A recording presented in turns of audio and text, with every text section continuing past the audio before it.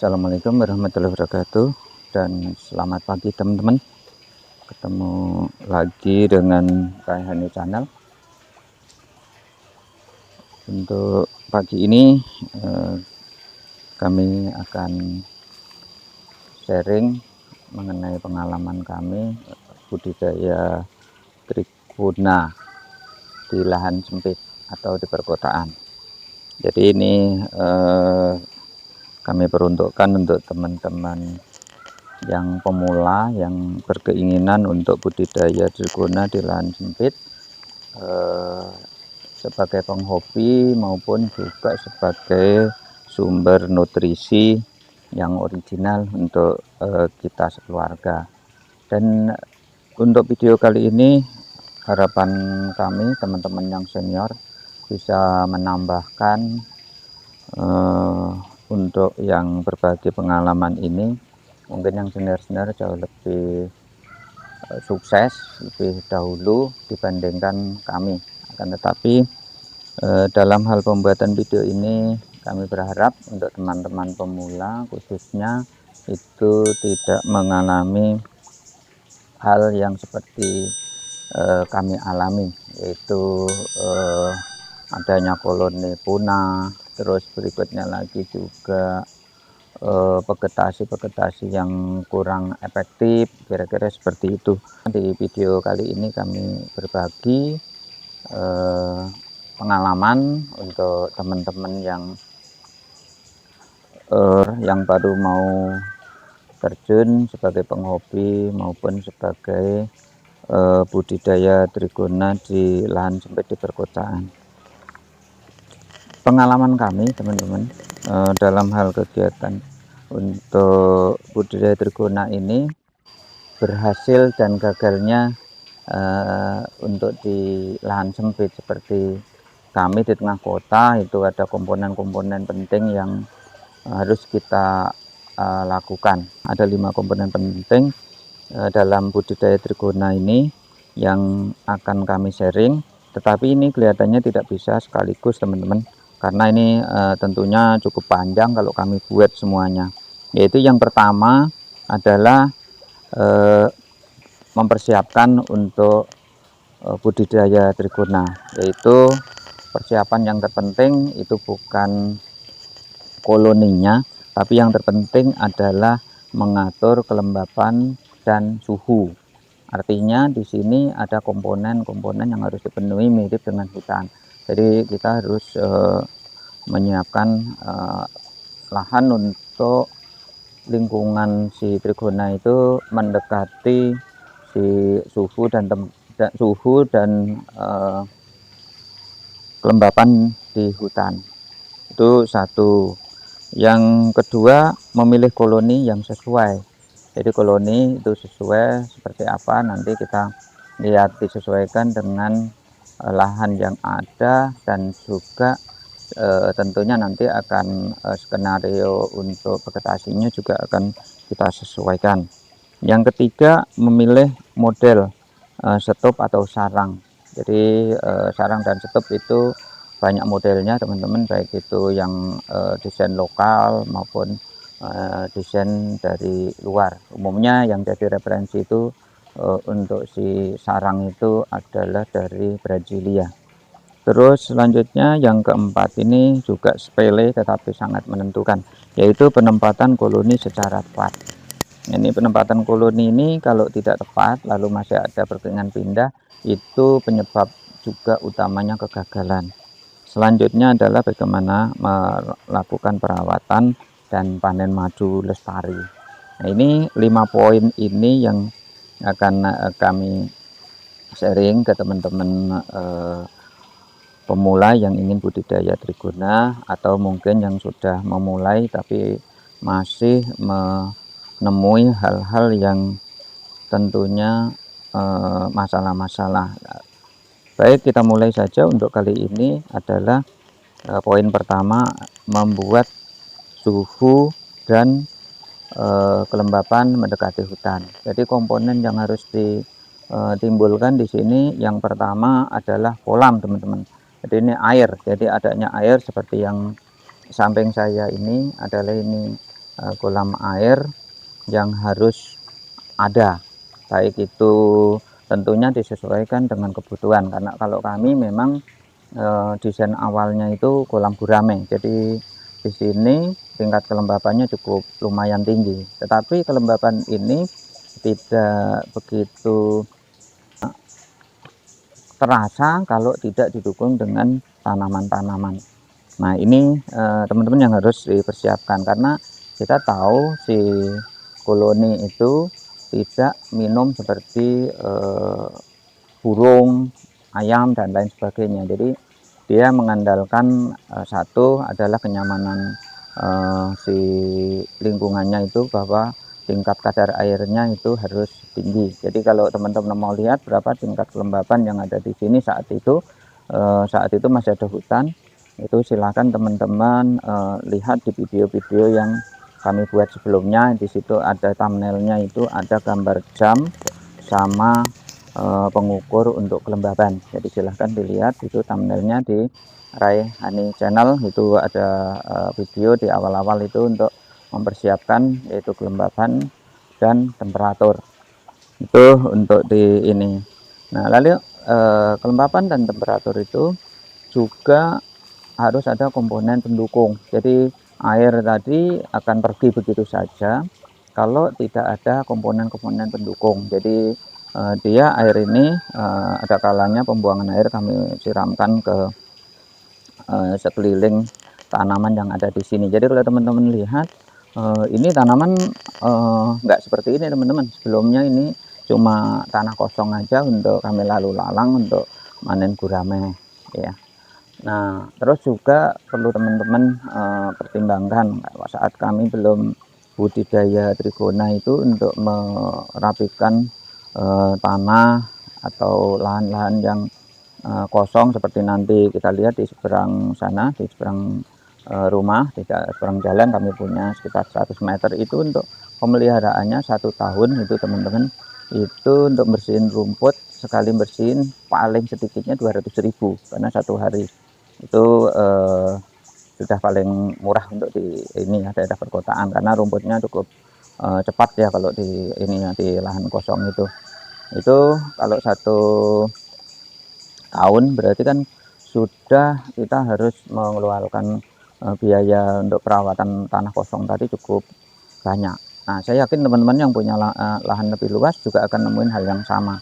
Nah alangkah baiknya kalau lahan-lahan tersebut kita manfaatkan, biarkan dia menjadi hutan seperti ini, lalu kita bisa panen madu. Ini untuk ininya apa namanya si penyemangatnya. Jadi dari sisi kita misalkan belum bisa panen madu pun kita sudah bisa menghasilkan kos, yaitu tidak mengeluarkan biaya perawatan itu sekitar 1 tahun bisa 1.400.000. Itu lumayan kan teman-teman. Kalau lahan teman-teman misalkan ada 500 meter, jelas itu lebih ini lagi, lebih harus nyari tukang kebun. Nah sementara kita bisa ubah itu si lahan yang kurang ini ya, kurang produktif atau bahkan merepotkan kita. Belum lagi nanti kalau sampai ada peraturan lahan-lahan yang nganggur itu akan kena semacam aturan, bisa aja suatu saat karena keterbatasan lahan. Jadi itu mari kita ikutin jejak para senior dan jejak kami juga ngikutin para senior untuk berbudidaya trigona.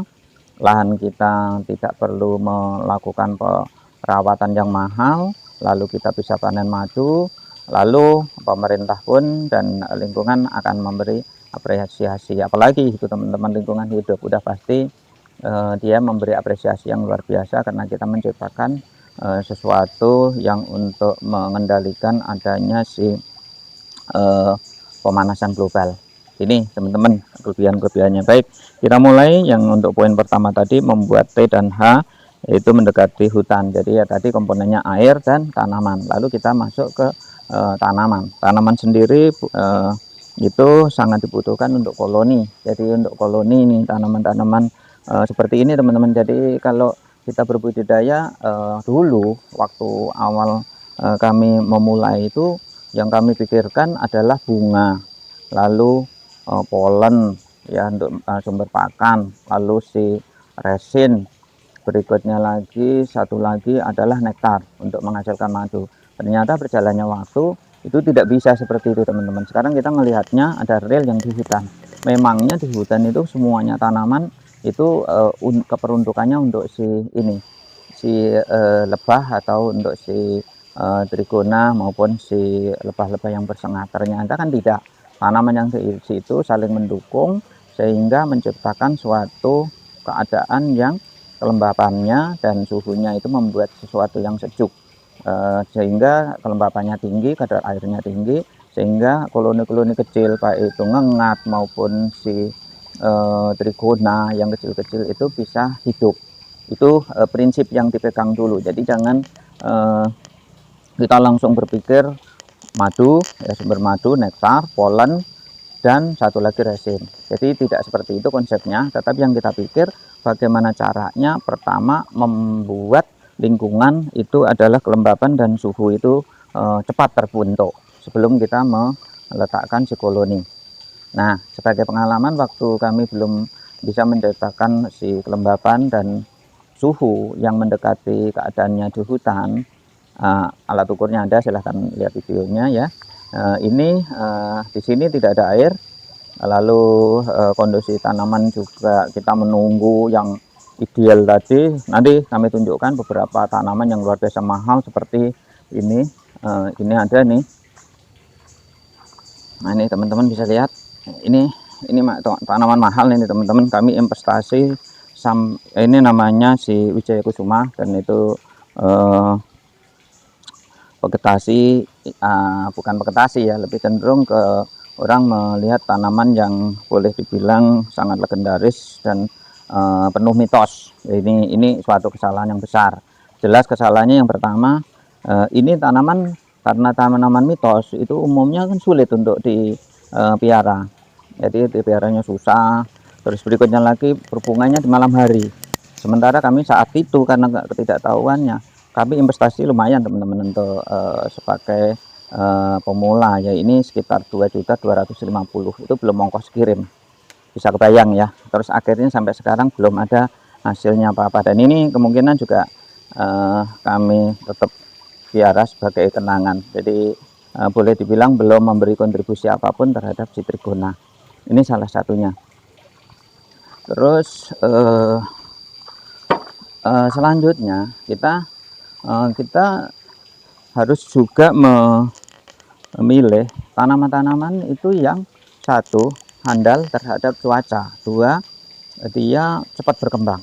Nah, berjalannya waktu yang kami amatin, kami dapat adalah ini, si bunga si AMP ini. Nanti kita ini kan ya, kita survei semua, ini AMP ya, kelihatan ya teman-teman, ini AMP. Ini sangatlah kami rekomendasikan untuk teman-teman, karena tanaman ini pertama harganya sangat murah, terus berikutnya lagi dia mudah ditanam. Bahkan videonya ada teman-teman eksperimen kami yang menunjukkan bahwa tanaman untuk si AMP itu tanaman langit itu, silahkan lihat di videonya, itu menunjukkan bahwa betapa sangat sederhananya untuk budidaya untuk tanaman ini, sehingga untuk membentuk suatu kelembapan seperti yang di hutan itu sangat efektif. Dan ditambah lagi bunganya teman-teman, jadi bunganya sangat efektif dan ketertarikannya sama koloni juga sangat efektif. Jadi ini sangat besar sekali, berbagai macam jenis. Baik, kita bisa langsung saja tengok tanaman-tanaman satu persatu apa saja yang sudah kami dapatkan.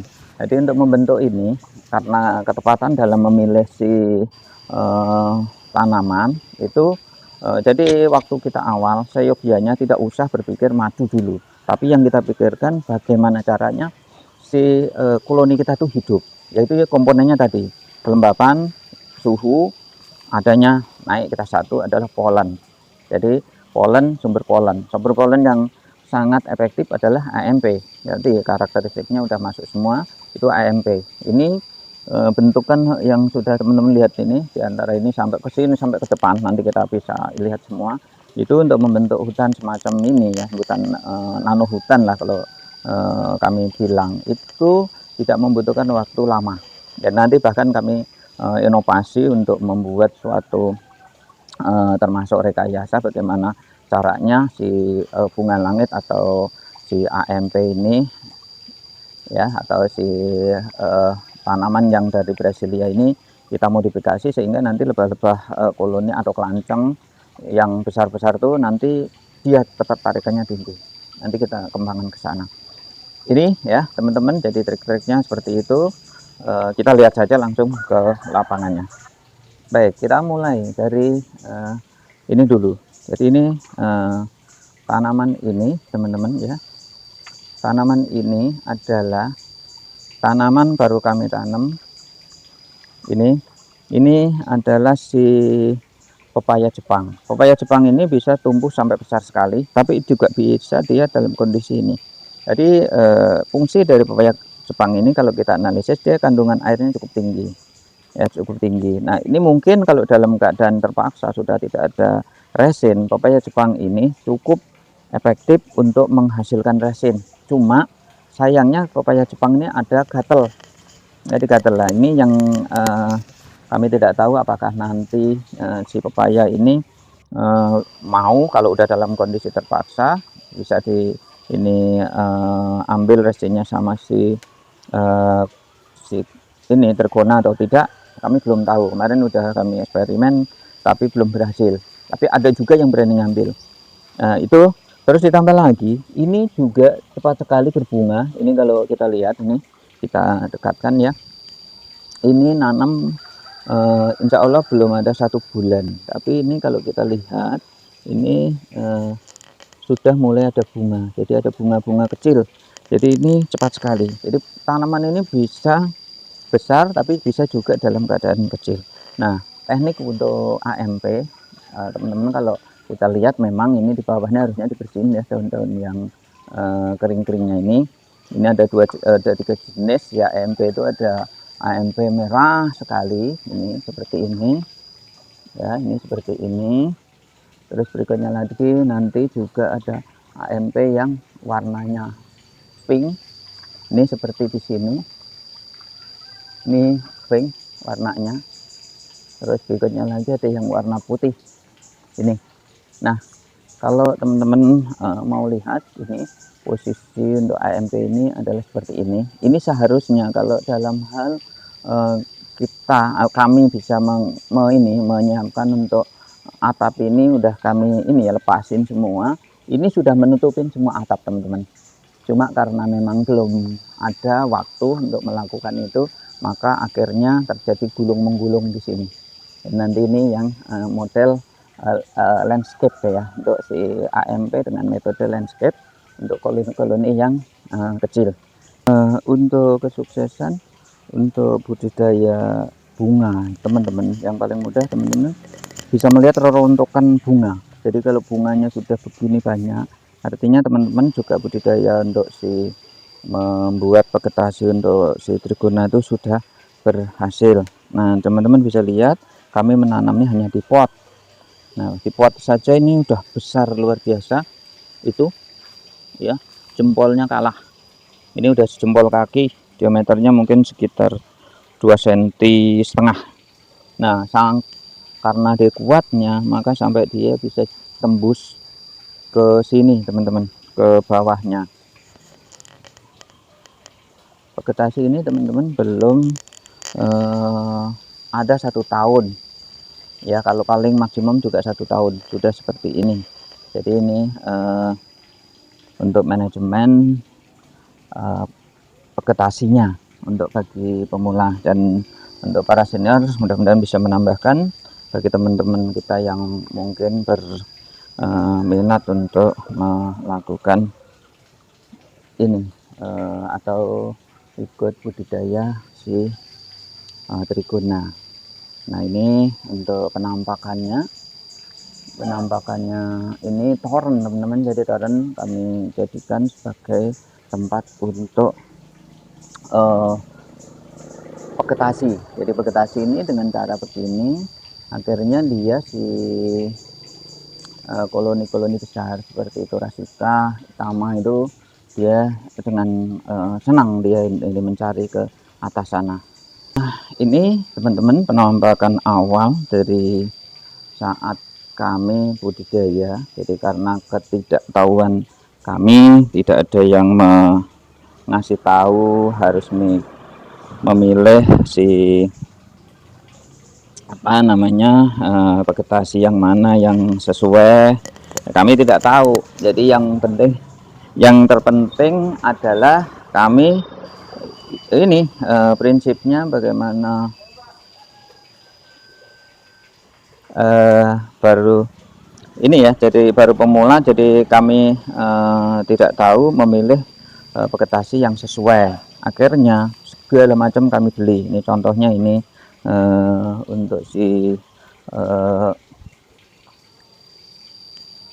ini teman-teman ya, ini blueberry. Ini bunganya ungu, jadi ini sumber polen. Tapi kenyataannya ini sudah 1 tahun lebih ini bunganya ya seperti ini. Kadang muncul cuma beberapa saat langsung hilang. Dan dia kelemahannya ini dia kalau airnya kurang sedikit saja dia sudah langsung layu. Nah, yang demikian ini teman-teman tidak kami rekomendasikan untuk pemula. Jadi nanti jangan itu dulu. Nah, ini juga termasuk ini sumber polen. Jadi ini sama-sama sumber polen, teman-teman lebih baik memilih si ini memilih si AMP, karena AMP itu sumber polen, harganya murah, terus mudah untuk pemeliharaannya. Ini, jadi ini masih untuk si sumber polen semua yang tadi kita bicarakan tadi. AMP juga ada nektarnya. Ini cukup banyak kami beli untuk tanaman beauty berry ini. Terus ditambah lagi juga ini ada tanaman semacam cengger apa gitu ya. Ini juga sama, sangat mahal juga waktu belinya. Ini bunga. Nanti kalau bunga juga dia tidak begitu tidak tertarik untuk si ini trigonanya. Jadi yang begini-begini sebaiknya kalau lahan kita sempit jangan di ini teman-teman. Jadi jangan menanam tanaman-tanaman yang sempit seperti ini sehingga menghabiskan area kita. Jadi kita buat tanaman yang efektif. Contoh misalkan area ini kan kita menempatin ini berapa meter persegi. Lebih baik kita menanam tanaman si AMP dengan nanti pengembangan. Jadi nanti seperti misalkan kita pasang toren atau semacamnya. Jadi tiang toren. Ini untuk manajemennya.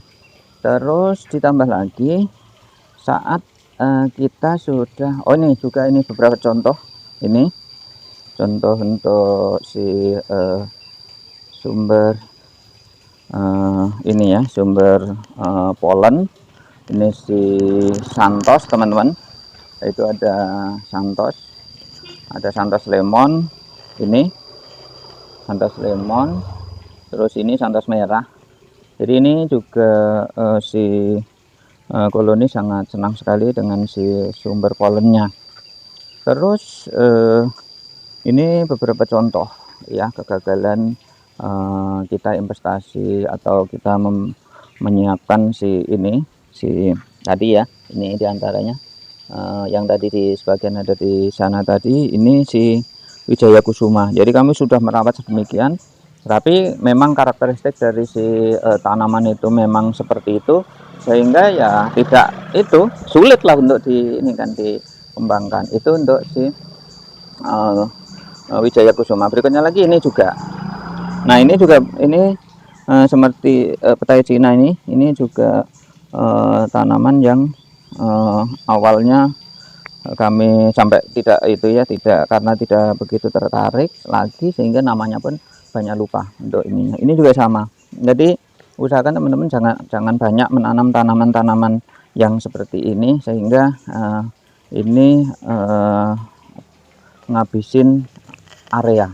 Jadi ruangan kita habis. Lebih baik daripada seperti itu, mendingan si Santos.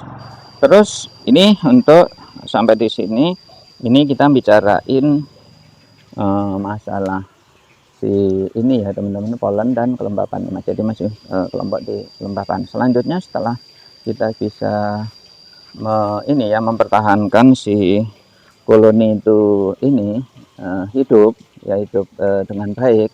Lalu kita mulai manajemen kita naikkan lagi, yaitu dengan cara menambah si vegetasi itu yang kandungan nektarnya itu tinggi. Jadi kandungan nektar tinggi, diantaranya ini memang kita sudah harus vegetasi yang agak lumayan. Jadi kita lihat di sini adanya si bunga dari Madagaskar, di sini namanya Dombea, kelompok Dombea. Nah, kalau lahan sempit seyogyanya Dombea itu banyak jenisnya teman-teman. Ini yang ada di sini kami tunjukkan ya, ada dua jenis yang ada di sini teman-teman. Ini yang pertama ini si Dombias minole. Jadi ini Dombias minole itu seperti ini bunganya. Jadi ini tahan, kemarin sudah diobservasi, ini tahan sampai 4 sampai 5 hari. Jadi ini sangat bagus, dan ini ketertarikan si koloni karena dia sifatnya pendek. Dia yang tertarik di sini adalah si Itama sama Hiroi. Mungkin si untuk Pusko juga bisa, Pusko ate Pusko Palte Ata ya, itu juga dia sangat tertarik karena dia pendek. Terutama Tama juga dia masih di kelompoknya itu ideal. Jadi ini untuk meningkatkan si madu. Jadi ini sumber madu atau nektar. Nah, cuma ini memang relatif mahal. Jadi kalau kita sudah bicarain untuk meningkatkan panen madu, itu adalah terutama untuk si vegetasinya juga satu, perawatannya sulit, harganya juga mahal. Itu teman-teman. Jadi ada karakteristik itu seperti itu pengalaman kami. Jadi kalau untuk sumber polen itu kami mudah ya untuk memeliharanya, juga harganya juga tidak terlalu mahal. Tapi ternyata setelah kami amatin untuk menambah si ini produksi madu, itu vegetasi yang boleh dibilang mahal. Ini satu namanya si Dombias minole dari Madagaskar. Terus berikutnya lagi yang ini banyak koloni ini teman-teman. Yang ini satu lagi, ini namanya juga masuk kelompok Dombea. Jadi Dombea ini jenisnya atau namanya adalah Dombea burgasi. Jadi satu lagi untuk Dombea itu nanti kita lihat di sana. Itu Dombea yang ada di sana, teman-teman bisa lihat ya.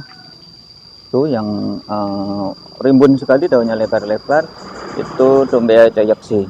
Jadi kalau teman-teman nanti punya lahan yang lumayan, misalkan ada 200 meter, mungkin rekomendasi kami 50 meter itu bisa ditanam tanaman yang untuk produksi madu yang sangat besar, kira-kira seperti itu.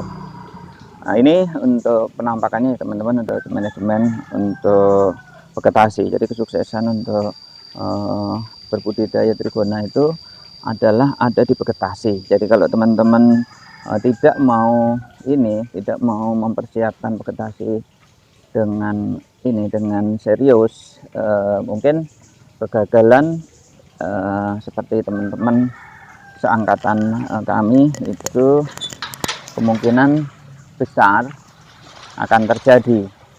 Selanjutnya lagi dengan untuk pemilihan, nantinya ada hubungannya dengan pemilihan ini teman-teman, pemilihan si trigona. Kalau nanti teman-teman memilih trigona itu yang jenis besar, maka harus melakukan manajemen modifikasi. Jadi manajemen modifikasi itu seperti ini. Kalau kita menanam tanaman yang besar ini, seperti yang kita lihat ini, mangga kami ini kami nanam tahun 2000 sekitar 2023-2024 ya, mungkin 2025. Jadi kalau kita hitung sekarang sudah sekarang 2002, berarti kalau itu tahun 2000 berarti kan sudah 22 tahun dikurangi 5 ya, berarti 18 tahun ini teman-teman. Nah, ini kan tidak mungkin kita seperti ini. Jadi metodenya kita lihat dengan metode yang kami modifikasi dengan si AMP yang ada di sana ya, itu yang warnanya putih ada toren, teman-teman bisa lihat itu ya, itu seperti itu. Nah ini pengembangannya, jadi pengembangannya ini di sini kami juga kembangkan supaya ini bukan untuk toren tapi ini khusus untuk modifikasi tanaman si AMP, sehingga nanti sambil menunggu tanaman-tanaman besar ini berbunga untuk si koloni-koloni yang besar. Ini koloni-koloni ini sudah bisa mengambil yang tinggi-tinggi ini.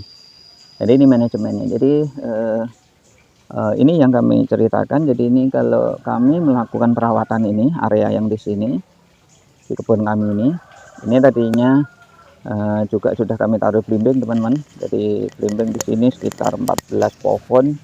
Jadi waktu itu karena ketidaktahuan juga kami untuk vegetasi belimbing itu nggak efektif.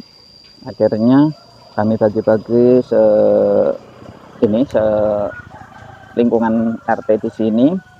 Terus ini kami ganti yaitu dengan si toren-toren itu untuk modifikasi si tanaman yang tingginya. Jadi yang tinggi itu seperti itu ya penampakannya, teman-teman bisa lihat. Nah ini AMP-nya sudah hampir sampai di atas. Itu yang di sana juga sudah, itu kelihatan ya. Nah, itu di sebelah sana itu sudah hampir ke atas. Jadi itu sudah banyak koloni-koloni yang itu berkerumun. Itu sudah cukup banyak koloni-koloni besar, dia datang ke situ. Ya, nanti harapannya seperti itu semua, teman-teman. Ya itu yang seperti itu. Seakan-akan itu pohon besar ya, teman-teman, kalau dilihat ya. Padahal itu bukan, itu AMP, ada 4 kelompok. Nah, untuk si jangka panjangnya harus kita kombinasi dengan tanaman-tanaman yang bagus. Memang merekomendasi untuk si trigona, teman-teman. Jadi supaya nanti madu kita kualitasnya bagus, maka kita datangkan untuk tanaman-tanaman ini. Memang selain juga yang dari dalam negeri, kita pilih dari Madagaskar dan Brasilia. Jadi ini yang dari Madagaskar, ini si Dombea.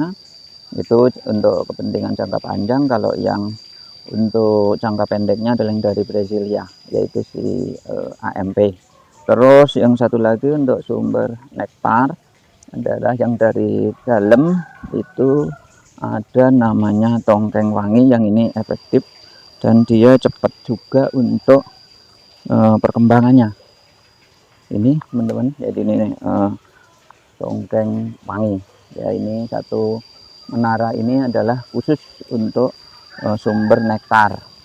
Selain itu juga kita ini ada tanaman-tanaman seperti kelengkeng ya, kita tetap adakan di sini untuk membuat variasi si madu yang dihasilkan itu nanti lebih baik mutunya. Terus satu lagi sumber nektar yang rencana kami akan taruh di sini, kami sudah persiapkan, ada di sana ya. Bentar.